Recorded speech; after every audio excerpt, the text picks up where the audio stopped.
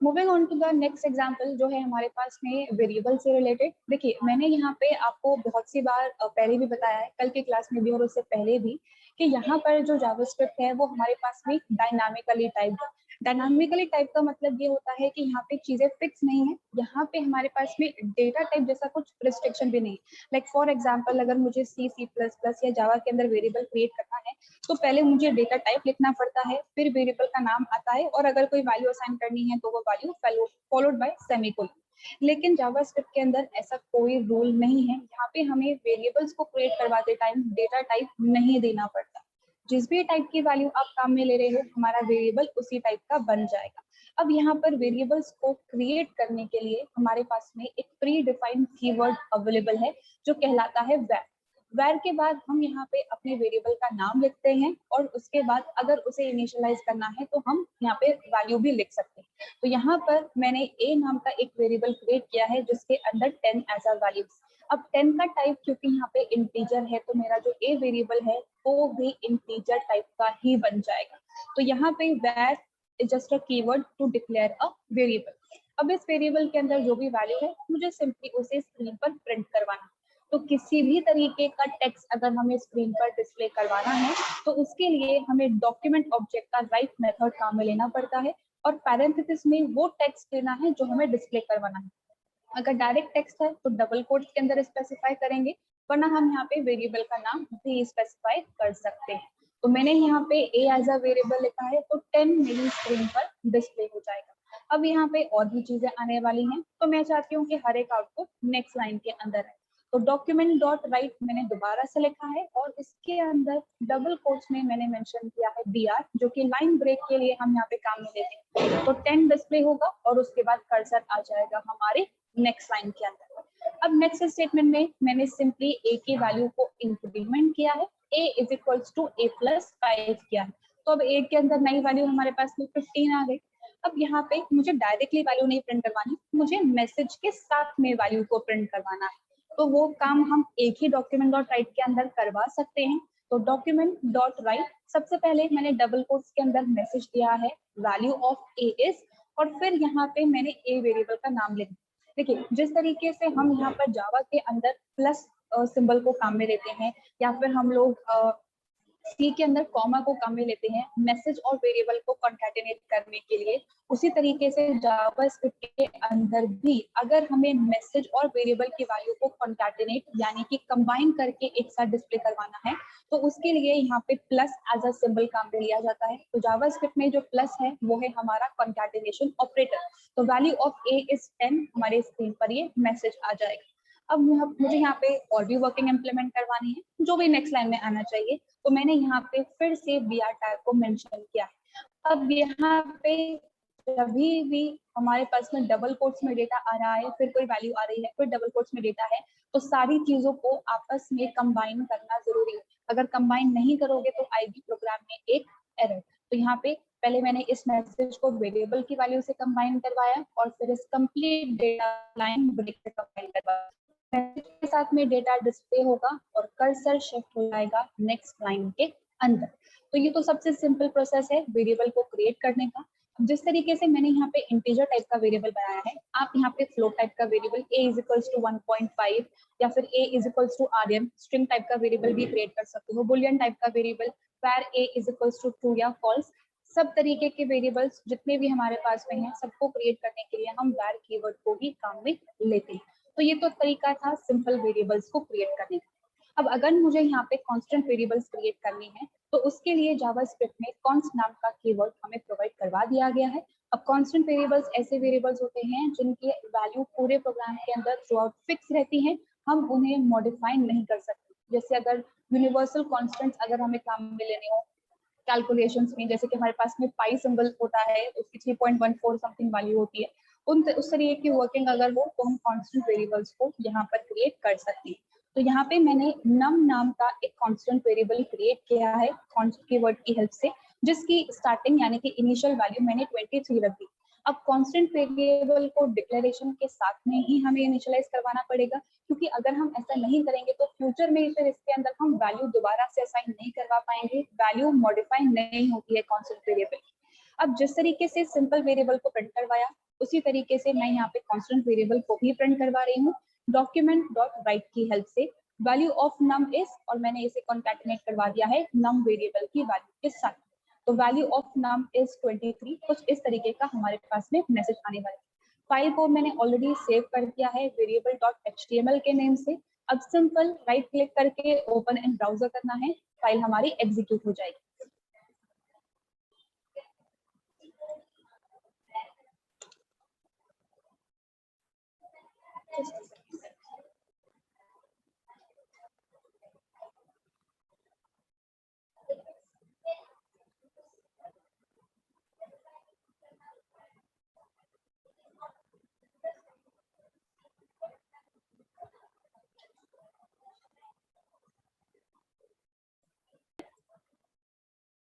देखिए, जो यहाँ पे प्रोग्राम मैंने एग्जीक्यूट किया है, सबसे पहले मैंने एक वेरिएबल क्रिएट किया और उसकी वैल्यू को डिस्प्ले करवाया, फॉलोड बाय br टैग। फिर मैंने वेरिएबल की वैल्यू को मैसेज के साथ में डिस्प्ले करवाया, फॉलोड बाय br टैग। उसके बाद मैंने कांस्टेंट वेरिएबल की वैल्यू को डिस्प्ले करवाया है मैसेजेस के साथ में, और सारा डेटा यहाँ पे डिस्प्ले हो गया। तो कुछ इस तरीके से वेरिएबल्स को हम यहाँ पे क्रिएट कर सकते हैं और उनकी वैल्यू को डिस्प्ले करवा सकते हैं। अब इस प्रोग्राम के अंदर किसी को कुछ भी कंफ्यूजन है तो आप पूछ सकते हैं टॉपिक। देखिए, अभी जो एग्जांपल हमने डिस्कस किया है वो है वेरिएबल के क्रिएशन से रिगार्डिंग। अब यहाँ पे मैंने अभी आपको एक्सप्लेन किया कि जिस तरीके के वेरिएबल हम चाहें उस तरीके के वेरिएबल क्रिएट कर सकते हैं यूजिंग var कीवर्ड। अब कितने टाइप के वेरिएबल्स यहाँ पे हो सकते हैं, हम डेटा टाइप तो काम में नहीं ले रहे हैं, लेकिन अगर मुझे पता लगाना हो स्पेसिफिकली कि मैंने जो वेरिएबल क्रिएट किया है वो किस टाइप का है या वो किस कैटेगरी के अंदर फॉल कर रहा है, तो यहाँ पे जावास्क्रिप्ट के अंदर डेटा टाइप्स मेजरली 6 कैटेगरीज के अंदर डिवाइड किए गए। देखिए, यूजुअली जो हमारे पास में इंटीजर वैल्यू होती है और जो फ्लोटिंग पॉइंट की वैल्यू होती है, इनके लिए दो अलग अलग कैटेगरी होती है, इंट और फ्लोट। और फ्लोट में भी हमारे पास में डबल भी होता है कभी कभी। लेकिन जावा स्क्रिप्ट के अंदर चाहे आप किसी भी तरीके की वैल्यू को काम में लो, पॉजिटिव, नेगेटिव, जीरो या फ्लोटिंग पॉइंट जिनमें कुछ पॉइंट या डेसिमल वैल्यू एग्जिस्ट कर रही हो, उन सारी वैल्यूज को सिर्फ एक कैटेगरी के अंदर प्लेस किया गया है, दैट इज नंबर कैटेगरी। तो चाहे हम इंटीजर टाइप का वेरिएबल क्रिएट करें या फिर हम फ्लोटिंग टाइप का वेरिएबल क्रिएट करें, वो यहाँ पे हमेशा नंबर के अंदर ही फॉल करेगा। सेकेंड कैटेगरी जो है हमारे पास में वो है स्ट्रिंग कैटेगरी। अब यहाँ पे कैरेक्टर के लिए अलग से कोई डेटा टाइप नहीं होता है, चाहे आप एक सिंगल कैरेक्टर लिखो या फिर आप एक बहुत बड़ा वर्ड या सेंटेंस लिखो, दोनों को यहाँ पर स्ट्रिंग की कैटेगरी के अंदर ही कंसिडर किया गया, बिल्कुल जैसे पाइथन में होता है, यहाँ पे भी स्ट्रिंग ही है, कैरेक्टर नहीं होता। थर्ड कैटेगरी जो है हमारे पास में दैट इज बुलियन कैटेगरी। अब आप सबको पता है बुलियन में सिर्फ दो ही पॉसिबल वैल्यूज होती है, ट्रू और फॉल्स। तो यहाँ पर भी ट्रू और फॉल्स प्री डिफाइंड कीवर्ड्स हैं, स्मॉल केस में आएगा। यहाँ पे अगर आपने केस चेंज कर दिया तो कभी कभी फिर गलत आउटपुट दे देता है, तो यहाँ पे जावास्क्रिप्ट भी हमारी केस सेंसिटिव है, ये आपको ध्यान रखना है। नेक्स्ट जो यहाँ पे डेटा टाइप है हमारे पास में वो है एरे। अब एरे आप सबने पढ़ा हुआ है, कैसे काम करता है आपको वो भी पता है, पर आगे आने वाले सेशंस में हम इससे रिलेटेड काफी सारी चीजें डिस्कस करेंगे। नेक्स्ट यहाँ पे जो हमारे पास में डेटा टाइप है दैट इज ऑब्जेक्ट। अब यहाँ पे ऑब्जेक्ट वो नहीं है जो आपने क्लासेस और ऑब्जेक्ट के अंदर कवर किया है। हम क्लास क्रिएट करके फिर उसका ऑब्जेक्ट बनाते थे, फिर उसके मेथड्स को कॉल करते थे, उस तरीके की वर्किंग नहीं है यहाँ पे। तो ये एक्चुअली में क्या है और कैसे काम करता है, ये हम जब इस टॉपिक पे आएंगे तभी कवर करेंगे। अभी के लिए आप सिर्फ इतना याद रख लो कि ये भी एक तरीके का डेटा टाइप होता है। नेक्स्ट यहाँ पे हमारे पास में है अनडिफाइंड। अब यहाँ पे अनडिफाइंड का सिंपली मतलब इतना सा होता है कि मैंने यहाँ पे एक वेरिएबल क्रिएट कर दिया और उसके अंदर कोई वैल्यू मैंने असाइन नहीं करी। जैसे मैंने अभी लिखा था var a is equals to 10, const num is equals to 23। Values मैंने वेरिएबल के अंदर असाइन करवाई है, लेकिन अगर मैं वैल्यू असाइन नहीं करवाऊं तो सी के अंदर क्या होता था, गार्बेज वैल्यू आ जाती थी। लेकिन यहाँ पे गार्बेज वैल्यू नहीं आती, यहाँ पे आ जाता है अनडिफाइंड। और ये अनडिफाइंड क्यों आता है, क्योंकि हम यहाँ पर वेरिएबल का टाइप सिर्फ तभी बता सकते हैं जब उसके अंदर कोई वैल्यू आके स्टोर हो। ए के अंदर अगर 10 आया है तो वो इंटीजर है, मतलब नंबर टाइप है। ए के अंदर हेलो आके स्टोर हुआ है तो मतलब वो स्ट्रिंग है। ए के अंदर ट्रू आके असाइन हुआ है मतलब वो बुलियन टाइप। तो जब हमने यहाँ पे वैल्यू असाइन करी ही नहीं तो इसका टाइप हमें पता ही नहीं चला, और इसी वजह से इसे अनडिफाइंड कंसिडर किया जाता है। देखिए आपने जावा के अंदर यहाँ पर नल कंसिडर किया है। नल मतलब हमारा वेरिएबल एम्प्टी है, उसके अंदर कुछ भी नहीं। ये वो नहीं है, नल यहाँ पे अलग तरीके से काम करता है और अनडिफाइंड अलग है। दोनों का डिफरेंस आप ध्यान से समझिए।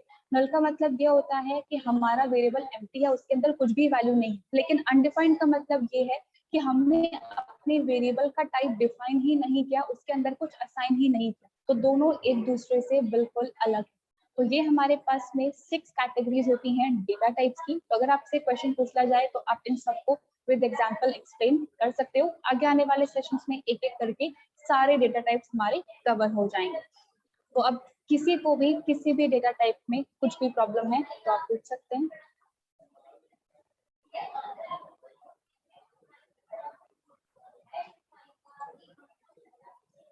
सबको क्लियर डेटा टाइप्स वाला part? Alright, now moving to the next.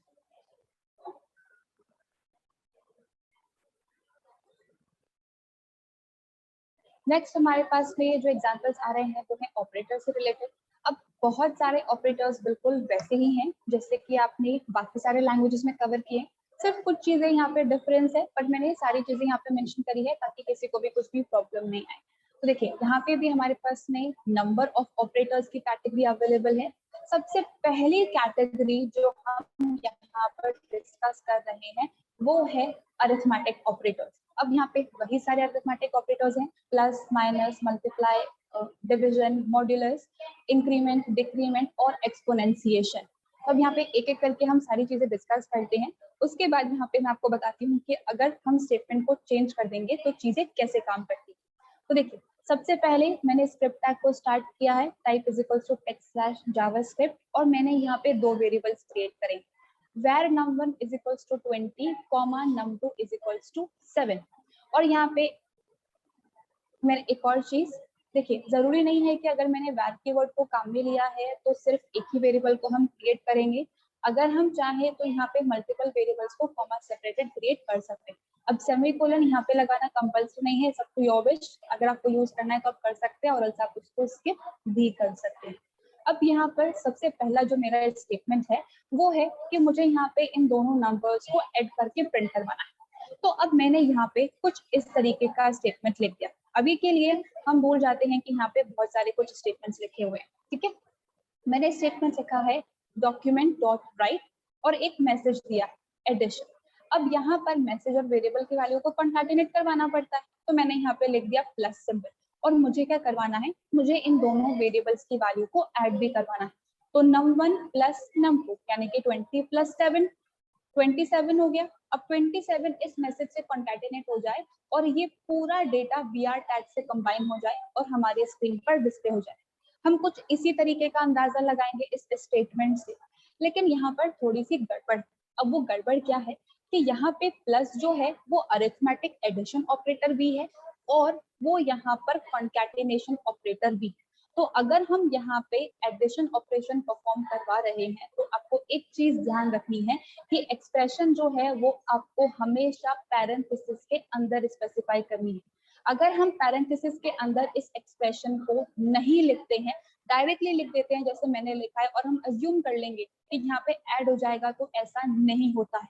यहाँ पे प्लस का जो डायरेक्ट मतलब है वो अज्यूम किया जाएगा कि ये एक कॉन्कैटिनेशन ऑपरेटर है। तो एडिशन के साथ में 20 कंबाइन हो जाएगा और 20 के साथ में 7 कंबाइन हो जाएगा और फिर उसके साथ br टैग कंबाइन हो जाएगा। तो यहाँ पे 27 नहीं बल्कि 207 हमारे पास में आंसर आएगा। मैं क्या कह रही हूँ मैं आपको एक बार एग्जीक्यूट करके बताती हूँ तब आपको और क्लियर हो जाएगा। देखिए यहाँ पे मैंने एडिशन एक मैसेज डिस्प्ले करवाया, फिर इसे मैंने कंबाइन करवाया num1 की वैल्यू से तो ये 20 आ गया, और फिर मैंने उसे कंबाइन किया 7 num2 की वैल्यू से तो यहाँ पे 7 आ गया। तो अगर हम यहाँ पे किसी भी तरीके का एडिशन ऑपरेशन अगर परफॉर्म करवा रहे हैं और हमने मैसेज भी प्रिंट करवाया है, ठीक है, मैं यहाँ पे मैसेज भी प्रिंट करवा रही हूँ और यहाँ पे कैलकुलेशन भी करवा रही हूँ, सिर्फ उस केस की मैं बात करूँ तो यहाँ पे ये करता क्या है, ये एडिशन ऑपरेशन नहीं बल्कि कॉन्कैटिनेशन ऑपरेशन परफॉर्म कर देता है। अब मुझे ऐसा नहीं करवाना।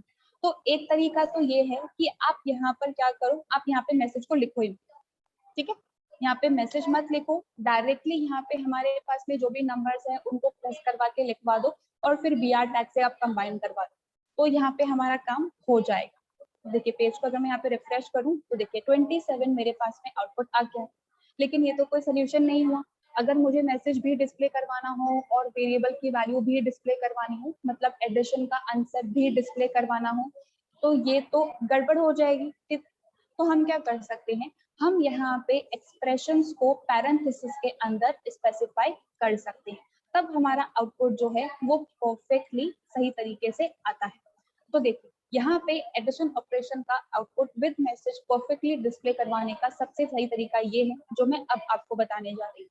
तो देखिए डॉक्यूमेंट डॉट राइट, किसी भी तरीके का डेटा प्रिंट करवाना है, डॉक्यूमेंट ऑब्जेक्ट का राइट मेथड ही काम में लेंगे। मैसेज डिस्प्ले करवाना है, एडिशन डिस्प्ले करवा दिया। एडिशन ऑपरेशन परफॉर्म करवाना है तो हमारी चाहे कितनी भी बड़ी एक्सप्रेशन हो या कितनी भी छोटी एक्सप्रेशन हो, हम हमेशा उसे पैरेंथेसिस के अंदर ही स्पेसिफाई करेंगे। तो मैंने यहाँ पे पैरेंथेसिस के अंदर लिख दिया num1 प्लस ऑफ num2। अब जब भी कुछ भी कैलकुलेशन होती है तो हमेशा बॉटमास रूल फॉलो होता है, यानी कि पहले एडिशन ऑपरेशन परफॉर्म होगा, 20 और 7 को प्लस किया जाएगा और वो बन जाएगा 27, और फिर उस 27 को इस एडिशन और बीआर के साथ में कंबाइन कर कर हमारी स्क्रीन पर डिस्प्ले करवाया जाएगा। तो मैसेज के साथ में हमारी वैल्यू भी आ जाएगी और बीआर टैग भी आ जाएगा। सिमिलर टाइप का प्रोसेस सब्ट्रैक्शन, मल्टीप्लिकेशन और डिवीजन के साथ में भी मैंने इंप्लीमेंट किया है। Document dot right subtraction num1 minus of num2, again expression है तो फिर से मैंने पैरेंथेसिस के अंदर स्पेसिफाई किया है, 20 माइनस 7 13 बन जाएगा, वो सब्ट्रैक्शन वाले मैसेज से कंबाइन होगा, बीआर से कंबाइन होगा और स्क्रीन पर डिस्प्ले हो जाएगा। सेम गोज फॉर मल्टीप्लिकेशन वाला पार्ट एज वेल, num1 और num2 मैंने यहाँ पे एक्सप्रेशन है तो पैरेंथेसिस के अंदर लिख दिया, तो 20 मल्टीप्लाई बाय 7 140, मल्टीप्लिकेशन और बीआर से कंबाइन होगा, स्क्रीन पर डिस्प्ले हो जाएगा। Same goes for division part as well, 20 को मैंने 7 से डिवाइड किया, जो भी आंसर आएगा, अब मैंने पैरेंथेसिस से स्पेसिफाई किया है तो पहले कैलकुलेशन होगी, फिर मैसेज के साथ में ये कॉन्कैटिनेट होगा। अब यहाँ पे डिवीजन के दो केसेस हो सकते हैं, दो तरीके से आउटपुट आते हैं। अगर हमारा नंबर परफेक्टली डिवाइड हो रहा है, जैसे मैं 9 को 3 से डिवाइड करूं, 10 को 5 या 10 को 2 से डिवाइड करूं, तो हमारे पास में आंसर इंटीजर के फॉर्म के अंदर आएगा। लेकिन अगर मैंने यहाँ पे कोई ऐसे नंबर काम में लिए हैं जो परफेक्टली डिवाइड नहीं हो रहे हैं, जैसे कि 20 और 7 परफेक्टली डिवाइड नहीं होंगे, तो यहाँ पे फ्लोटिंग पॉइंट के अंदर हमारे पास में आंसर आएगा।